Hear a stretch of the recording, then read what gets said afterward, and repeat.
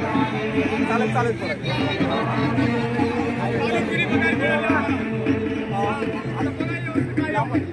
Cover करतात ते आपले जे आजोबा आहेत ते आज पंढरीची वारी करणारे वारकरी आणि शेतात कष्ट करणारे घाम घालणारे शेतकरी आहेत आणि त्यामुळे त्यांचं जे आज आझाद मैदानावर आलेले आहेत आणि ते पहिल्यांदा ते स्वातंत्र्यासाठी लढले आणि आता आरक्षणासाठी त्यांना आझाद मैदानावर यावं लागतंय आणि हे फार दर्जोव्याची गोष्ट आहे। देशाला 79 वर्ष होत आहेत आणि आरक्षण ही गरज का निर्माण झालेली आहे? हे आरक्षण फक्त 10 वर्षासाठी होतं, बरोबर आहे। आणि आज देशाला ज्या मूलभूत गरजा आहेत, अन्न वस्त्र निवारा आणि शिक्षण हे मिळायला पाहिजे।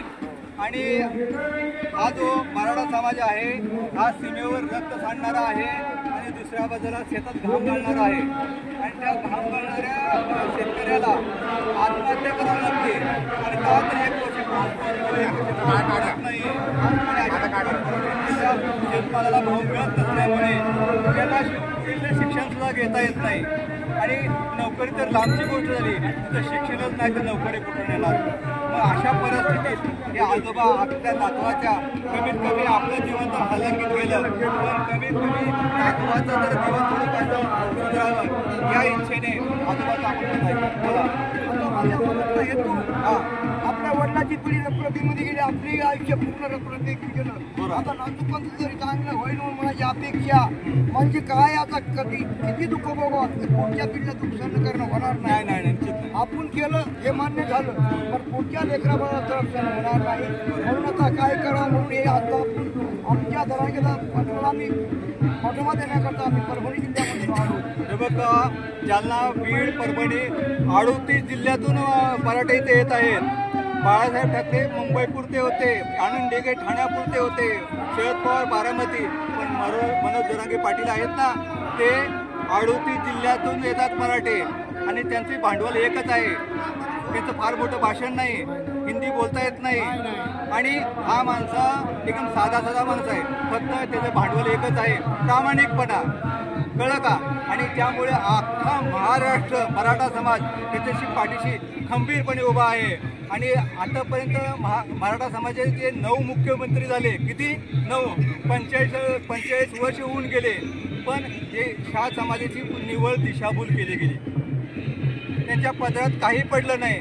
पहिल्यांदा एक असा नेता भेटतोय त्यामुळे त्याच्यावरची ओढ आज मराठा समाज टाकत आहे आणि ह्या मराठा समाजाचा प्रश्न लवकरात लवकर जर सोडवला गेला नाही तर आझाद मैदानावरून हे लोक सांगतायत की काश्मीरपेक्षा हा मोठा गंभीर प्रश्न निर्माण होतो।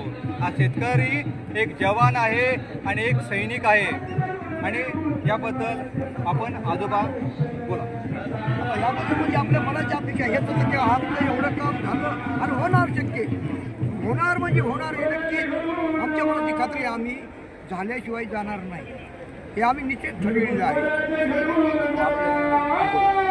आजोबाच्या पिढीमध्ये आपल्याला 20 एकर जमीन होती, आपल्या वडिलांच्या पिढीमध्ये आली 5 एकरवर, आपल्या पिढीमध्ये आली 2 एकरवर, म्हणजे का प्रत्येक मराठा थोडा श्रीमंत आहे, जशी पहिले श्रीमंत होते सांगू इच्छितो ज्या ब्रिटिशांना घोड्याची नाळ पायात ठोकणारा पत्री सरकार हे मराठा समाजाचे ब्रिटिशांना हाकलून लावणारे ज्यांनी आमच्या हे जे आजोबांचे आहेत आमचे आजोबा त्यांना स्वातंत्र्य सैनिक म्हणून प्रमाणपत्र आहेत, कळलं? जे ब्रिटिशांविरुद्ध सरळ लढले त्या समाजाला आरक्षण मिळणे अनिवार्य आहे, त्यांचा हक्काचं आरक्षण आहे आणि त्यासाठी फार कायद्याची अडचण, हे आयोग ते आयोग अमुक आयोग याची काही गरज नाही आहे, फक्त राजकीय इच्छाशक्ती फार महत्वाची गरज आहे आणि आतापर्यंत दिशाभूल केली इथून पुढे करू नये अशीच मागणी ह्या आजोबाची आहे।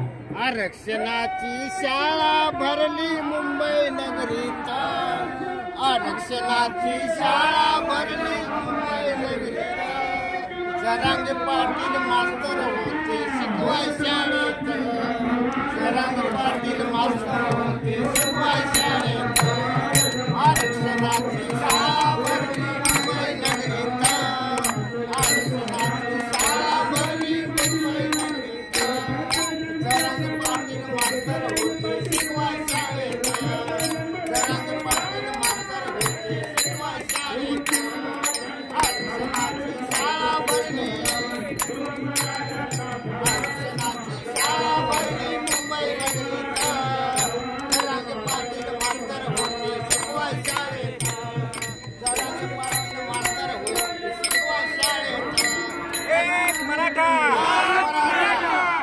छत्रपती शिवाजी महाराज की जय.